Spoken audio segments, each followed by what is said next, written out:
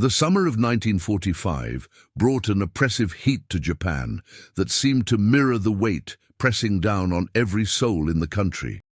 In the military command rooms of Tokyo, where maps covered entire walls and the air smelled of tobacco and tension, high-ranking officers discussed reports with a mixture of defiance and exhaustion. The war had dragged on for years, consuming resources, lives, and hope.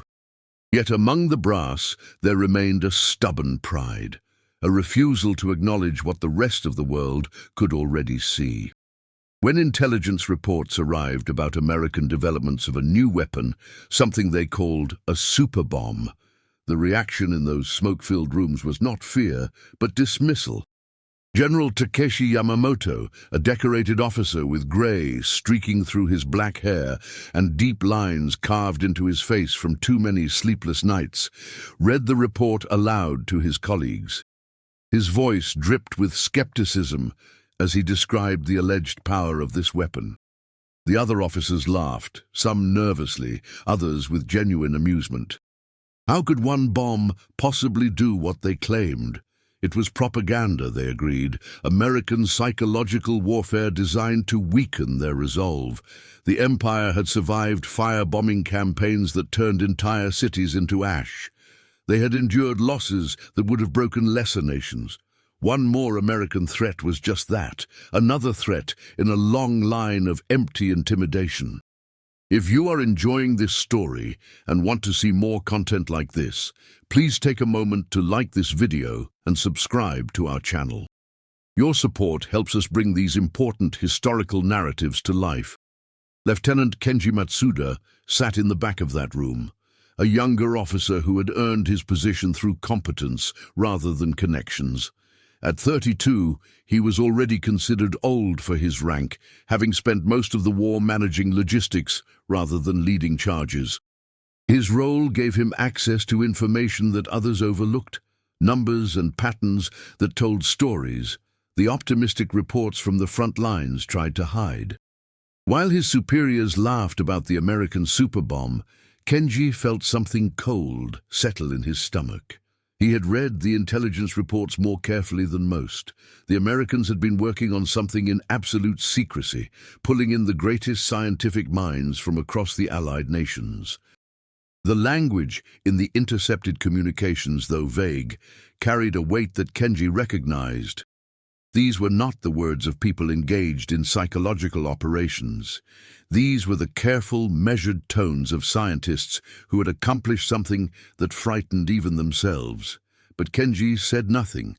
Speaking up in that room, contradicting the general consensus, would accomplish nothing except marking him as defeatist or worse, a traitor to the cause.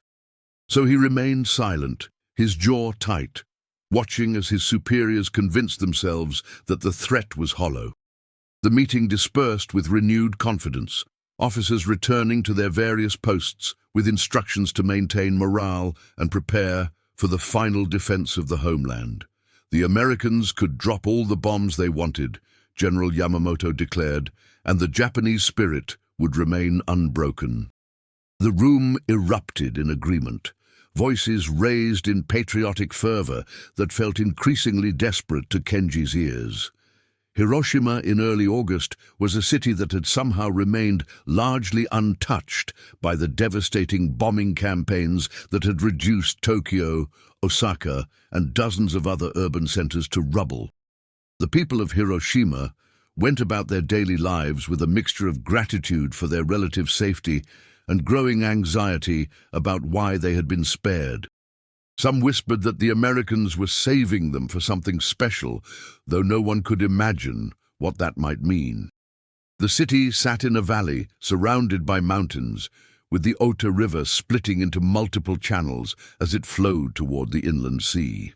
It was beautiful in a way that war had made people forget to appreciate, with traditional architecture mixing with more modern buildings, all of it bathed in the golden light of late summer. Yuki Tanaka was 17 years old and worked in a factory that had been converted to produce military supplies. Her hands were perpetually stained with oil and metal dust. her fingers calloused from operating machinery that was never designed for someone her size. Before the war, she had dreamed of becoming a teacher, of standing in front of a classroom and opening young minds to literature and history. But those dreams belonged to a different world, one that seemed impossibly distant now. Her father had died in the Philippines, her older brother in Burma.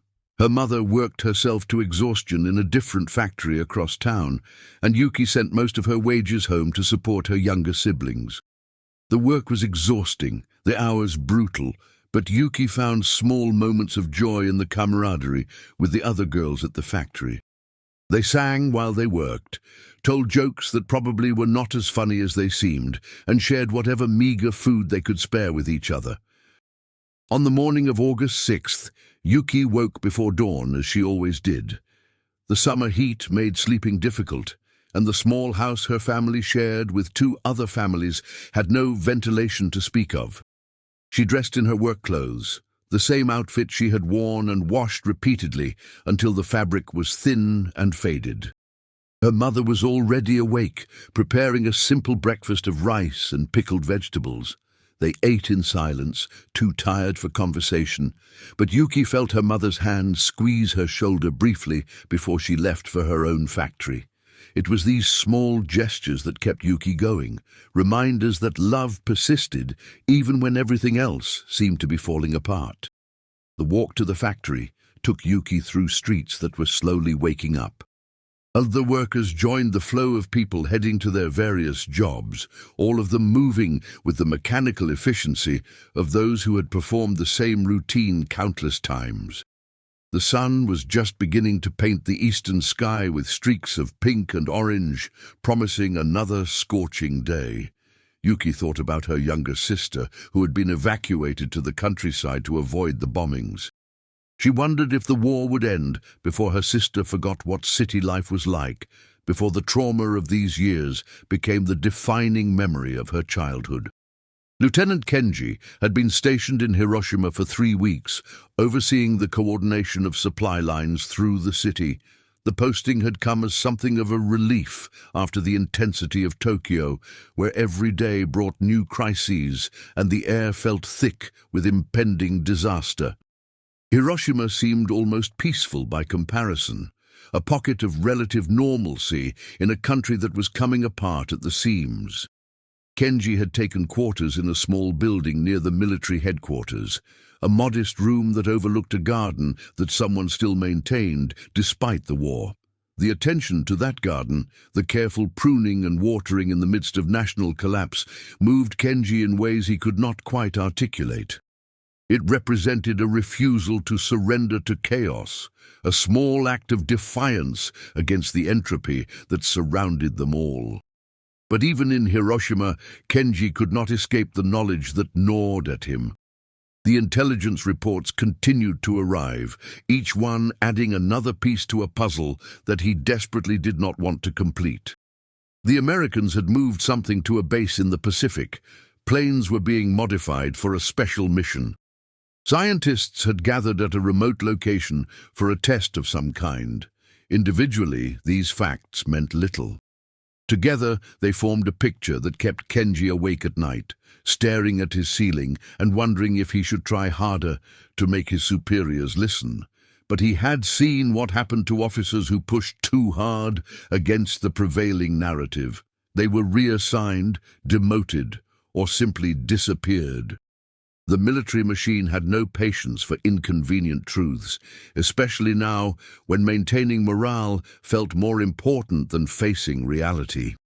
On the evening of August 5th, Kenji found himself walking through the city, observing the people who seemed so unaware of the sword hanging over all their heads.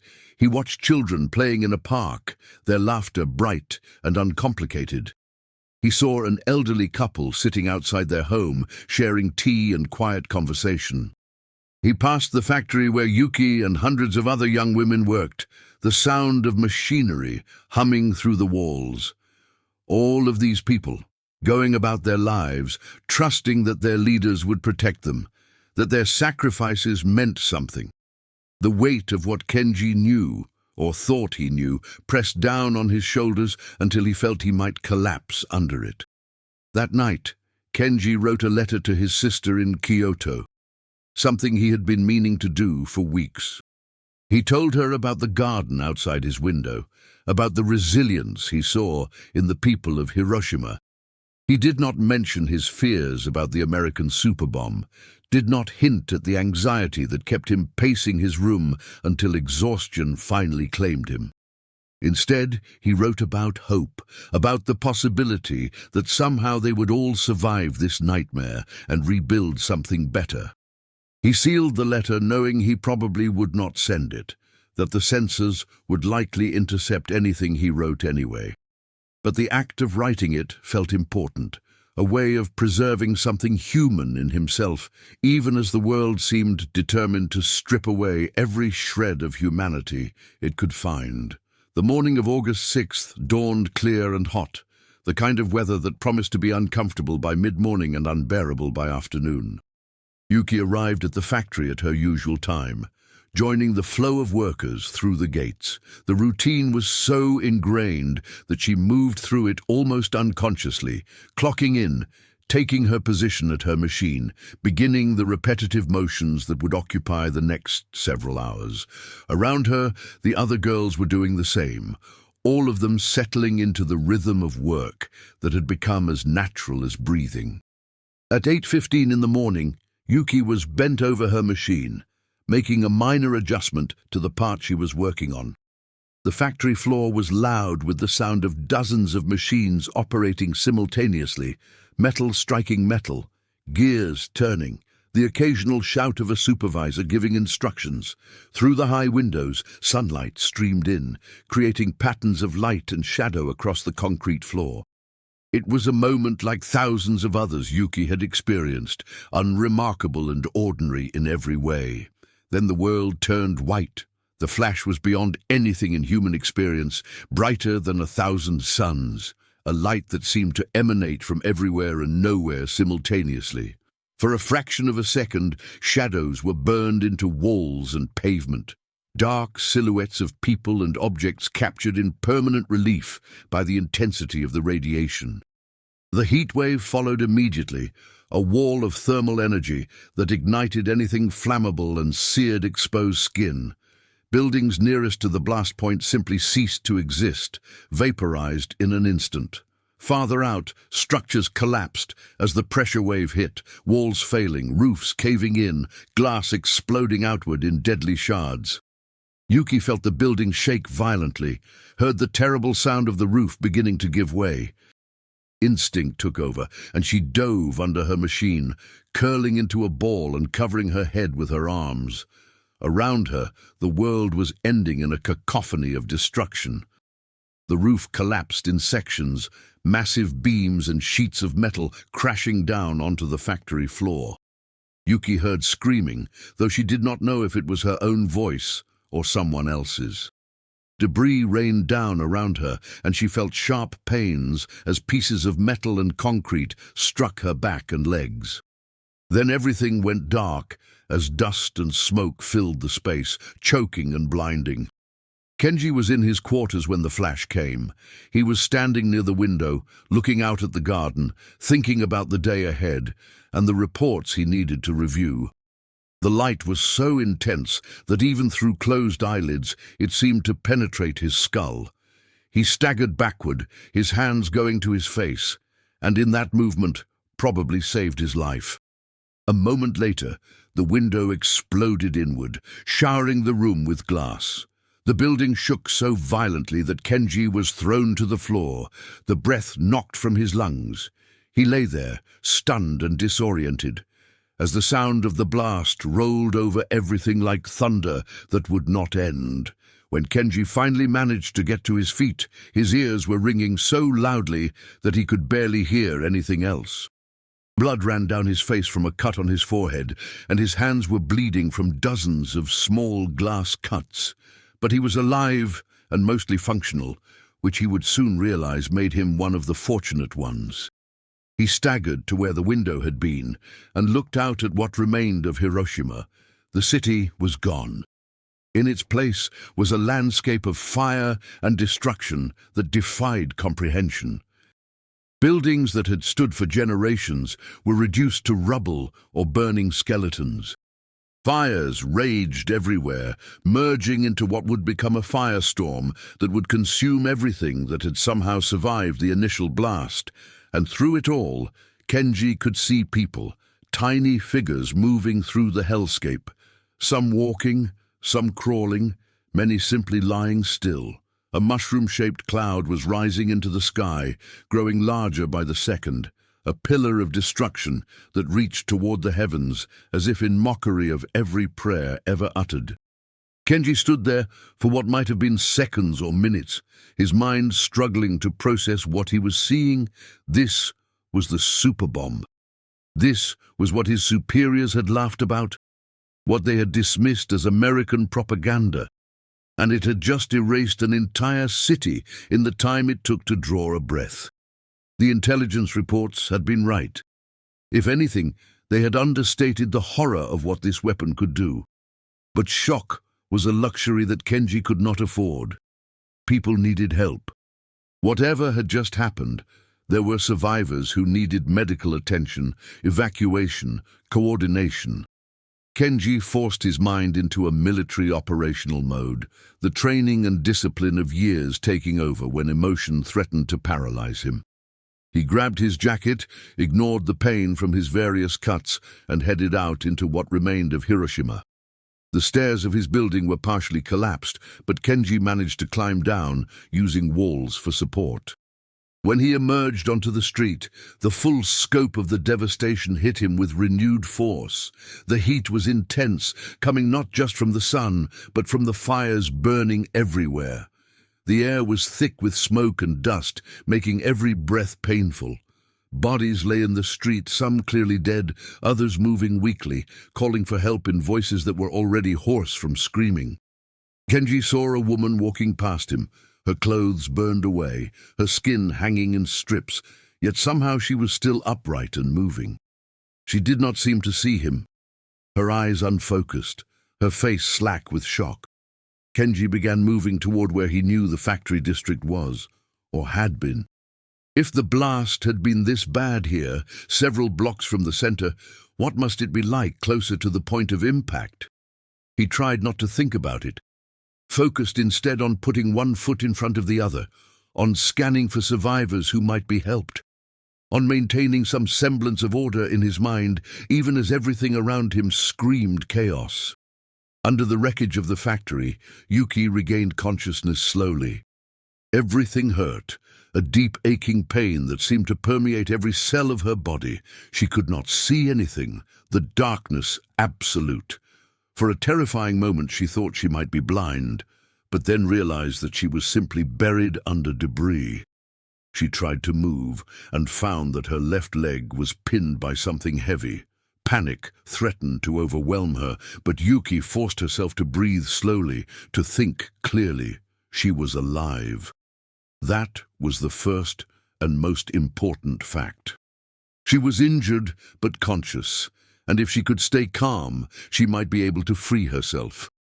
Yuki began feeling around in the darkness, her hands finding twisted metal and chunks of concrete. She could hear sounds from somewhere above, muffled voices, and the crackle of fire. The air was hot and getting hotter, smoke filtering down through gaps in the debris. If there was fire spreading through the factory, she did not have much time. Yuki gritted her teeth and began trying to shift the beam that was pinning her leg. It did not move at first, and the pain from even attempting to move it was so intense that she nearly passed out again. But Yuki had worked in that factory for 2 years, had developed strength in her arms and back from operating heavy machinery. She found purchase with her hands, braced her back against something solid, and pushed with everything she had. The beam shifted slightly, just enough that Yuki was able to pull her leg free. Fresh pain shot through her as the blood flow returned, and she felt wetness that was probably blood soaking through her pants.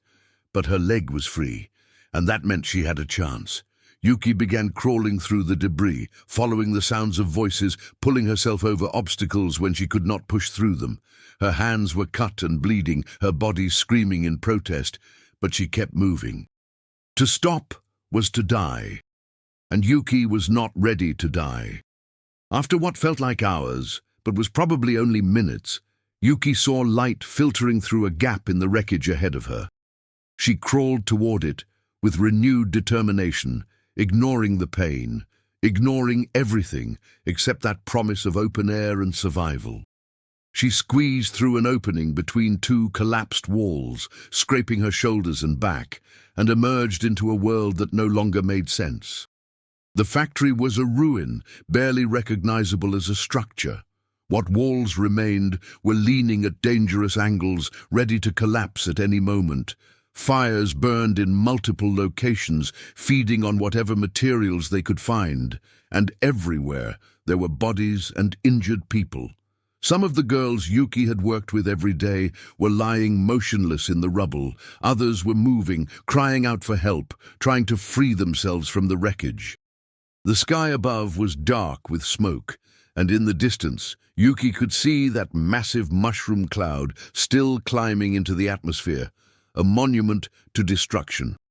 Yuki tried to stand and found that her injured leg would not support her full weight. She managed to get upright using a piece of bent rebar as a makeshift crutch and began hobbling toward where she could see other survivors gathering. A woman she recognized from the factory floor was helping to pull people from the wreckage, her face streaked with blood and ash. When she saw Yuki, she hurried over and helped support her, practically carrying her to a clear area away from the worst of the fires. As more survivors emerged from the ruins of the factory, a grim picture emerged. Of the nearly 200 workers who had been inside when the blast hit, perhaps 40 or 50 were making it out alive. And of those, many were badly injured, in need of medical attention that simply did not exist anymore. The city's hospitals had been destroyed along with everything else. The doctors and nurses who might have helped were likely dead or injured themselves. The survivors of the factory blast sat or lay in that cleared area, looking at each other with dazed expressions, trying to comprehend what had happened to their world. Genji reached the factory district to find scenes of devastation that his mind still struggled to accept as real. The factories that had been the economic heart of Hiroshima's war effort were now twisted ruins, their machinery broken and melted, their workers dead or dying. Kenji moved through the area, offering what help he could, which was pitifully little. He had no medical supplies, no tools, nothing but his hands and what remained of his strength. He helped pull survivors from wreckage when he could, tried to offer comfort to the dying when rescue was impossible, and all the while felt a crushing guilt that he had not done more to prevent this. It was in the ruins of one factory that Kenji found Yuki. She was sitting on a piece of rubble, her injured leg stretched out in front of her, trying to bandage it with strips torn from her clothing. Her hands were shaking badly, making the task nearly impossible. Kenji knelt beside her and gently took over the bandaging, his military training including at least basic field medicine. Yuki looked up at him with eyes that held a mixture of pain, shock, and something else. A desperate need to understand what had happened. Kenji worked in silence for a moment, tying off the makeshift bandage as securely as he could. The wound was deep, but not immediately life-threatening, assuming infection did not set in. When he finished, he met Yuki's gaze and saw the unspoken question there. "It was a bomb," Kenji said quietly, his voice hoarse from the smoke. "A new kind of bomb. The Americans have been developing it for years." Yuki stared at him, trying to process this information. One bomb had done all of this? It seemed impossible, beyond the scope of any weapon she could imagine. "My family," Yuki said, her voice breaking. "My mother works in a factory near the river. My siblings were at home in the northern district." Kenji did not have the heart to tell her that if her mother's factory was near the river, in what had likely been close to the blast center, there was almost no chance she had survived. Instead, he helped Yuki to her feet and supported her as they began making their way through the ruins. They joined streams of other survivors, all moving instinctively toward the edges of the city, away from the fires and destruction. The river that ran through Hiroshima had become a gathering place, people seeking water for their burns, seeking relief from the terrible heat, many simply seeking the comfort of being with others in their final moments. The scenes at the river were beyond description. Thousands of people crowded the banks and waded into the water, their bodies burned and broken, many already dying from radiation exposure, though no one yet understood what that meant. The water itself was choked with bodies, those who had sought relief in its cooling embrace but lacked the strength to stay afloat. Kenji and Yuki found a spot on the bank and sat down, both of them too exhausted to go further. As the day wore on, the true scale of the disaster became apparent. The entire city center was gone, replaced by a wasteland of ash and rubble. Fires continued to burn, creating a firestorm with winds strong enough to pick up debris and hurl it through the air. The heat was so intense that people several miles from the blast point suffered burns, and the death toll climbed with each passing hour as those who had survived the initial blast succumbed to their injuries, to radiation sickness, to simple shock and despair. Kenji watched it all with a feeling of numb horror. He had tried to warn them, not effectively, not loudly enough, but he had known something terrible was coming, and his superiors had laughed. They had dismissed the threat as propaganda, had convinced themselves that American scientists could not possibly have created such a weapon. The arrogance of that dismissal now surrounded Kenji in the form of thousands of dead and dying civilians, a city reduced to ash, a victory for the American strategy that was so total and absolute that it defied all previous understanding of warfare. Yuki sat beside Kenji in silence, her eyes scanning the crowds of survivors, looking for any familiar faces. She saw former neighbors, people she recognized from the market, classmates from before the war. But she did not see her mother or her siblings. As the hours passed and they did not appear, the hope that Yuki had been clinging to began to fade, replaced by a hollow certainty that felt like ice in her chest. By nightfall, some semblance of organization began to emerge from the chaos.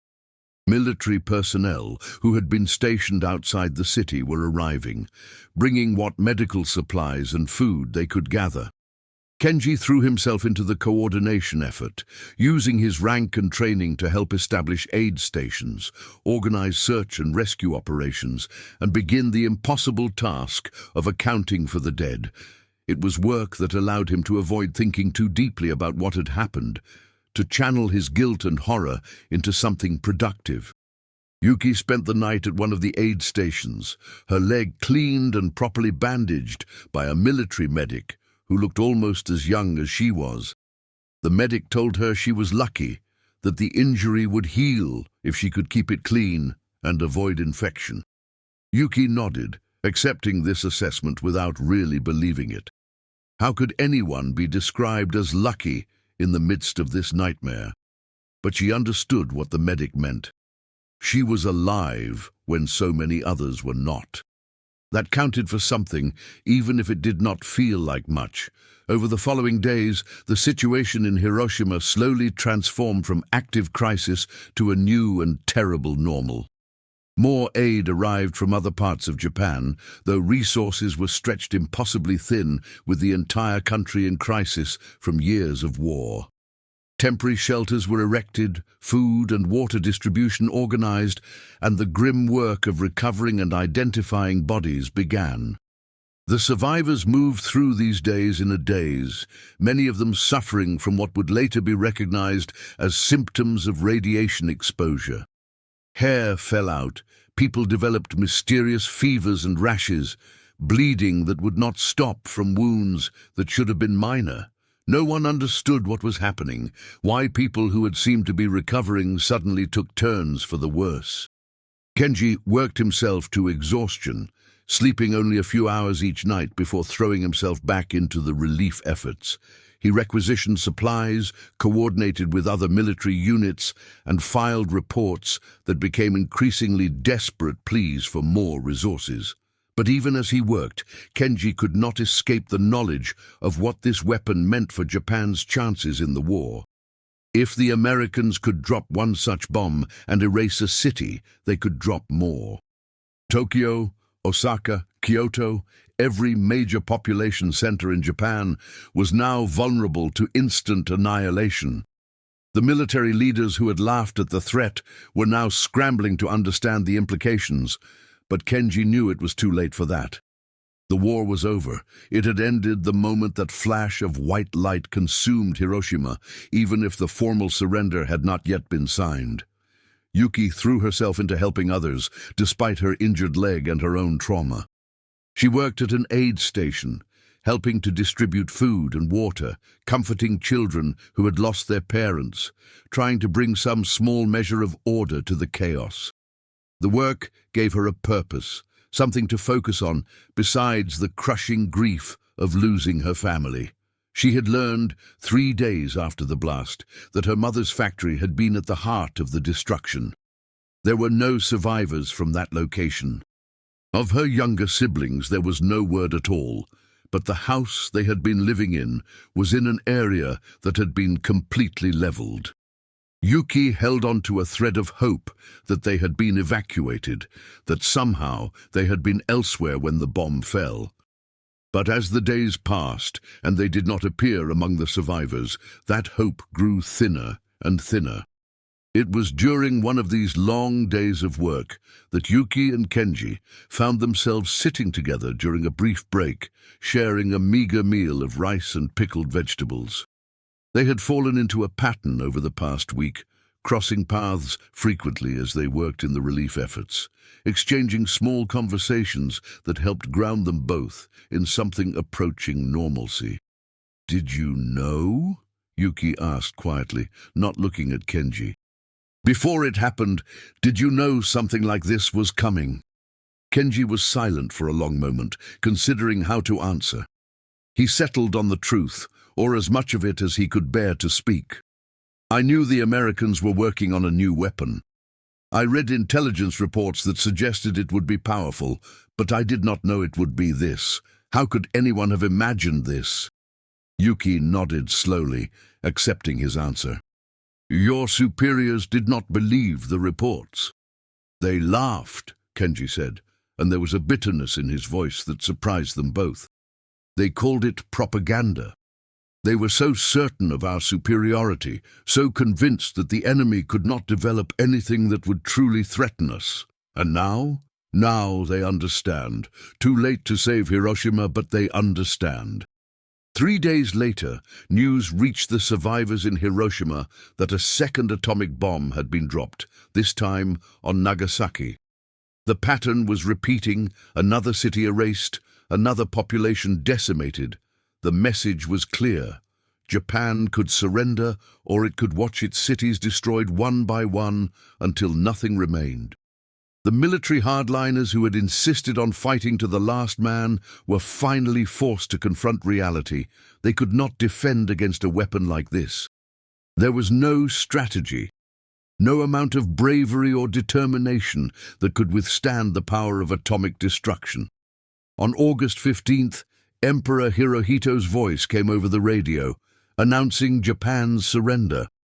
It was the first time most Japanese citizens had ever heard their emperor speak, and the formality of his language made the message almost incomprehensible to many.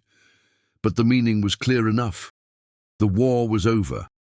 Japan had lost. Yuki heard the announcement while working at the aid station. Around her, people reacted with a mixture of relief, grief, and numbness. They had lost everything: their homes, their families, their city. The news that the war was over did not change any of that. It did not bring back the dead or heal the injured. It simply meant that the dying would stop, that there would be no more cities erased by atomic fire. For many, that was enough. For others, like Yuki, it felt almost meaningless in the face of their personal losses. Kenji heard the emperor's speech in a military command center that had been hastily set up on the outskirts of the city. The officers around him sat in stunned silence as the words washed over them. Surrender, unconditional surrender. The empire they had fought to preserve was ending, not in a glorious final battle, but in capitulation forced by a weapon they had been too arrogant to take seriously. Kenji felt a complex mixture of emotions: relief that the killing would stop, shame that it had come to this, and a deep, abiding anger at the leadership that had brought them to this point. They had been warned. They had been given intelligence reports, evidence that the Americans were developing something unprecedented, and they had laughed. In the weeks that followed the surrender, Hiroshima slowly began the long process of recovery. The occupation forces arrived, bringing more substantial aid and beginning the documentation of what the atomic bomb had done. American scientists and military personnel walked through the ruins, taking measurements and photographs, studying the effects of their weapon with clinical detachment that many survivors found deeply offensive. But there was little choice but to cooperate. Japan was occupied now, its sovereignty suspended, its future uncertain.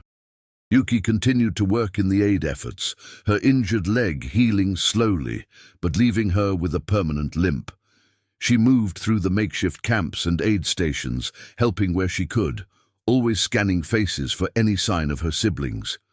The hope of finding them alive grew fainter with each passing day, but she could not quite let it go. To abandon that hope felt like a betrayal, a surrender to despair that she refused to make. It was Kenji who finally convinced Yuki to accept help in searching for her family.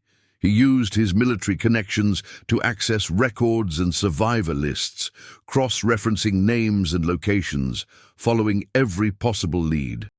After 2 weeks of searching, they found confirmation that Yuki's younger siblings had been part of a group evacuated to the countryside 2 days before the bombing. They were alive, living with a farming family in a village 50 miles away, unaware that their sister was searching for them because they believed she had died in the blast. When Kenji delivered this news to Yuki, she collapsed into his arms, sobbing with a mixture of relief and grief. Her siblings were alive, but her mother was gone, her home was gone, everything she had known was gone. The joy of knowing her siblings survived was inseparable from the pain of everything she had lost. Kenji held her as she cried, offering what comfort he could, his own eyes wet with tears for this girl he barely knew, but had come to care deeply about through their shared trauma. The reunion between Yuki and her siblings happened 3 days later. In the village where they had been staying, her younger sister, only 8 years old, ran to Yuki the moment she saw her, crashing into her with enough force to nearly knock her over. Her brother, 12 and trying to be brave, broke down the moment Yuki hugged him, all his carefully maintained composure crumbling. They held each other for a long time, 3 children who had lost their parents but still had each other, trying to find some way forward in a world that had fundamentally changed. Kenji stood back and watched the reunion, feeling something loosen in his chest that had been tight since the morning of the bombing. This family had survived. Not intact, not unscathed, but they had survived. It was a small victory in the midst of overwhelming tragedy, but it mattered. Every survivor mattered. Every person who found their way through this nightmare to the other side was a testament to human resilience, a refusal to let the bomb claim final victory. In the months that followed, Hiroshima slowly transformed from a wasteland into a city of survivors determined to rebuild. Temporary structures gave way to more permanent construction. Businesses reopened, schools resumed operations, life found a way to continue despite everything. The physical scars of the bombing would take decades to fully heal, and the psychological trauma would never entirely fade. But the people of Hiroshima carried on because that was what people did. They grieved their losses, they honored their dead, and they built something new from the ashes of what had been destroyed. Yuki took her siblings and moved to Osaka, where she found work in a school, finally pursuing her dream of becoming a teacher, though in circumstances she had never imagined. She specialized in working with children who had been traumatized by the war, using her own experiences to help them process their grief and fear. It was hard work, emotionally exhausting, but it gave Yuki a sense of purpose that helped her move forward. She carried Hiroshima with her always, the memory of that bright flash and the destruction that followed, but she refused to let it define her entire existence. She was a survivor, yes, but she was also a sister, a teacher, a person determined to help build a better future. Kenji left the military after the occupation officially ended, unable to continue serving in an institution that had failed so catastrophically. He found work with reconstruction efforts, using his organizational skills to help coordinate the massive project of rebuilding Japan's shattered cities. He traveled frequently to Hiroshima, drawn back to the place where he had witnessed both the worst of human destructive capability and the best of human resilience. He and Yuki maintained contact through letters, their shared experience creating a bond that neither of them fully understood, but both valued deeply. Years later, when the stories of Hiroshima began to be told more widely, when the world started to grapple with the implications of nuclear weapons, Yuki and Kenji both found themselves called upon to share their experiences. They spoke at schools and conferences, describing what it had been like to live through that day, to witness the erasure of a city in a flash of light and the terrible aftermath that followed. They spoke not with anger or bitterness, though they would have had every right to both, but with a quiet determination that such weapons should never be used again. They had seen what atomic bombs could do, not as abstract military targets, but as homes and families, as real people with hopes and dreams who were simply in the wrong place at the wrong time. The Japanese military leadership that had dismissed the threat of the atomic bomb paid for that arrogance with their positions, their reputations, and in some cases their lives as war crimes tribunals held them accountable for their decisions. General Yamamoto, who had led the meeting where officers laughed at intelligence reports about the American superbomb, survived the war only to spend his remaining years in disgrace, a cautionary tale about the dangers of hubris and the refusal to acknowledge uncomfortable truths. He died in obscurity, his name remembered only as a symbol of the institutional blindness that had led to Japan's devastation. But for Yuki and Kenji and the thousands of other survivors, life continued. They married, raised families, grew old, always carrying Hiroshima with them, but refusing to be solely defined by it. They became living bridges between the world before the atomic age and the world after, witnesses to a moment when human destructive capability reached a level that threatened the species itself. Their testimonies, given over decades to audiences both large and small, helped ensure that the lessons of Hiroshima were not forgotten, that the casual arrogance that had led Japanese military officers to laugh at the threat of atomic weapons was not repeated. The city of Hiroshima itself became a symbol of both the horrors of nuclear war and the human capacity for recovery. The ruins were eventually cleared away, replaced by a modern city that nonetheless preserved key sites as memorials to what had happened. The skeletal remains of the Industrial Promotion Hall, later known as the Atomic Bomb Dome, stood as a permanent reminder of that August morning, its twisted metal frame and shattered walls refusing to let the world forget. Peace Park was built near the Hippo Center, a space dedicated to remembrance and to the hope that such destruction would never occur again. Every year on August 6th, survivors and their descendants gathered at Peace Park for ceremonies of remembrance. Yuki attended every year until her health no longer permitted the journey, standing with other survivors as the names of the dead were read aloud, as paper lanterns were floated on the river to honor those who had perished. She brought her children and later her grandchildren to these ceremonies, making sure they understood what had happened, ensuring that the memory was passed down to generations who had not lived through it. Kenji, too, attended the ceremonies faithfully, often serving as a speaker at events around the world where the lessons of Hiroshima were discussed. He spoke about the intelligence reports that had been dismissed, about the laughter in that meeting room when officers were told about the American superbomb. He spoke about the arrogance that had led military leaders to underestimate their enemy and overestimate their own invulnerability. And he spoke about the faces of the people he had tried to help in the aftermath, the dying and the wounded who had paid the price for that institutional blindness.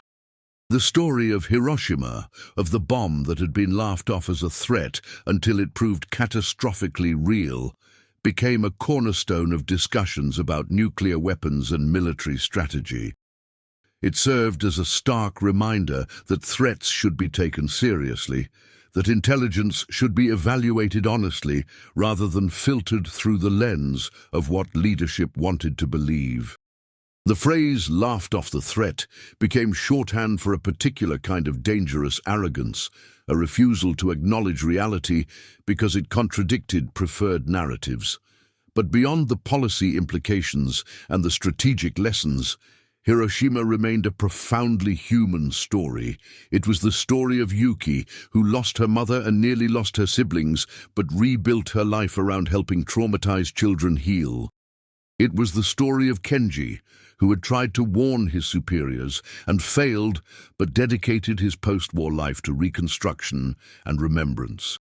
It was the story of tens of thousands of people who had their ordinary lives interrupted by extraordinary horror, but found ways to continue, to survive, to build something meaningful from the ruins. As the years passed and the survivors aged, there was an urgency to capture their testimonies, to record their memories before they were lost. Historians and journalists conducted interviews, creating an archive of first-hand accounts that would preserve the reality of Hiroshima for future generations. Yuki and Kenji both contributed to this effort, sitting for hours of interviews in which they described not just the bombing itself, but the context that had led to it, the war that had preceded it, the recovery that had followed. In these interviews, Yuki often spoke about the moment she had crawled free of the factory wreckage, about the terror and determination that had driven her to keep moving when it would have been easier to give up. She spoke about the guilt she sometimes felt at having survived when so many of her co-workers had not, and about the responsibility she felt to honor their memory by living a meaningful life. She spoke about her mother, who had died in the blast, and about how she had channeled her grief into her work as a teacher, trying to prevent other children from experiencing the trauma of war. Kenji's interviews often focused on the institutional failures that had made Hiroshima possible, on the meeting where officers had laughed at intelligence reports, on the arrogance that had prevented leadership from taking the threat seriously. He spoke candidly about his own failures, about how he had not pushed hard enough against the prevailing narrative, had not risked his career and reputation to make people listen. He spoke about the weight of that knowledge, about walking through the ruins of Hiroshima, knowing that he had tried to warn them but had not tried hard enough. Both of them emphasized in their testimonies that Hiroshima was not just about Japan or about World War II.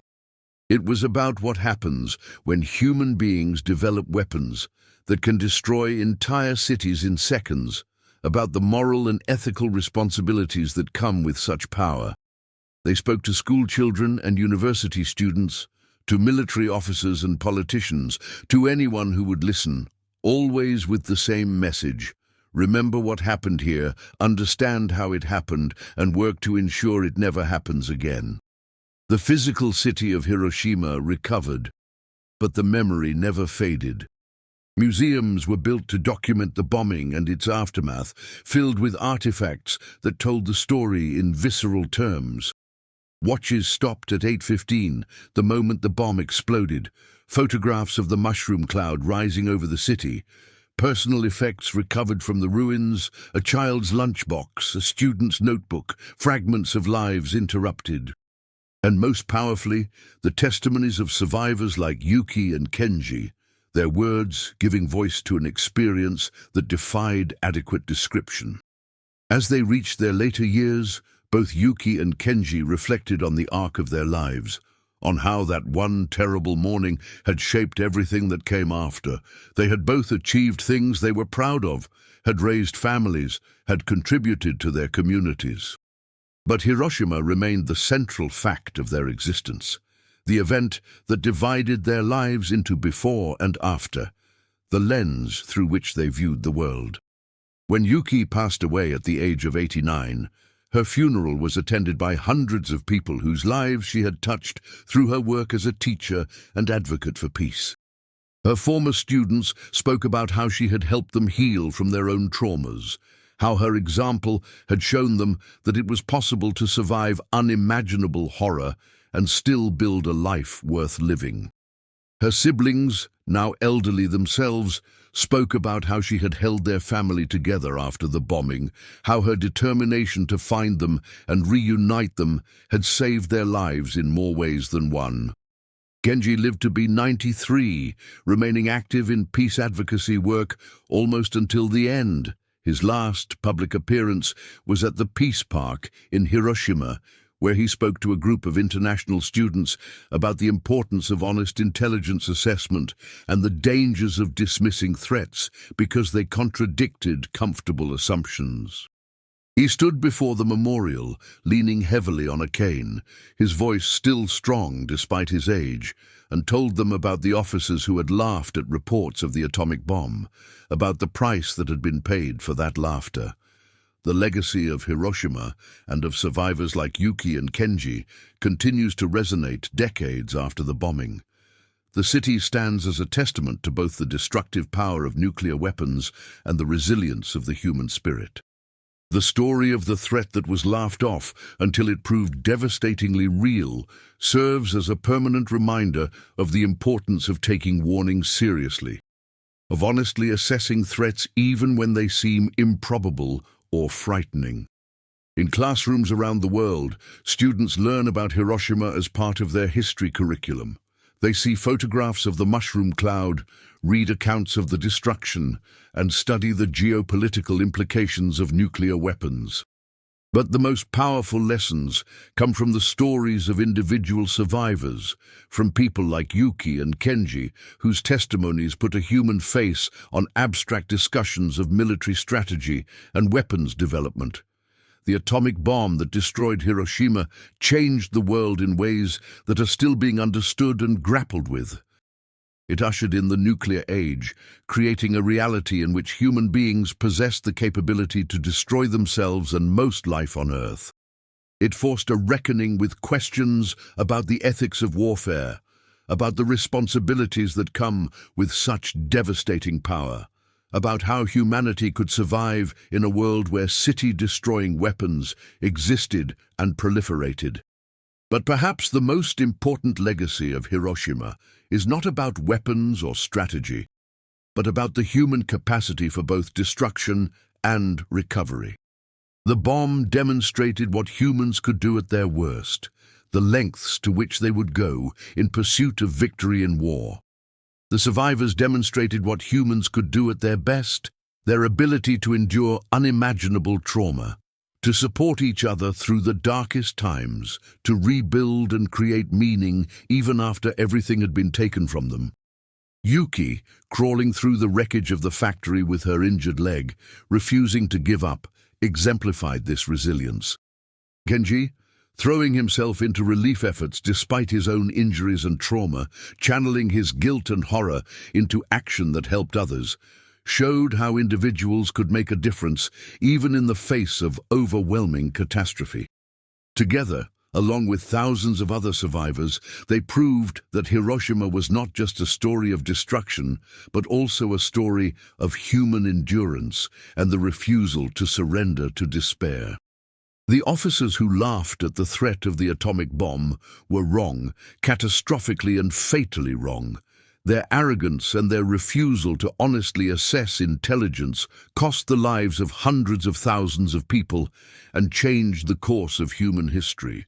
But their mistake and the terrible consequences that followed taught lessons that continue to be relevant. Listen to warnings, take threats seriously. Do not let pride or preconceptions blind you to reality. These are not just military lessons, but human ones, applicable far beyond the specific context of World War II. And perhaps most importantly, Hiroshima taught that even the worst catastrophes do not have to be the end of the story. Cities can be rebuilt, lives can be reconstructed, meaning can be found even in the aftermath of overwhelming loss. Yuki and Kenji and all the other survivors proved this through their actions, through their determination to not just survive, but to create something better, to ensure that their suffering served some purpose by helping to prevent future Hiroshimas. The bright flash that consumed Hiroshima on the morning of August 6, 1945, lasted only a fraction of a second. But its light has illuminated the decades since, a permanent reminder of both human, destructive capability and human resilience. The threat that was laughed off proved devastatingly real, but the survivors who emerged from the ruins proved that even the worst that humans can do to each other does not have to be the final word. There is always the possibility of recovery, of learning, of building something better from the ashes of what was destroyed. That is the true legacy of Hiroshima, not just the bomb, but the people who survived it and what they taught the world about both the depths of human cruelty and the heights of human endurance.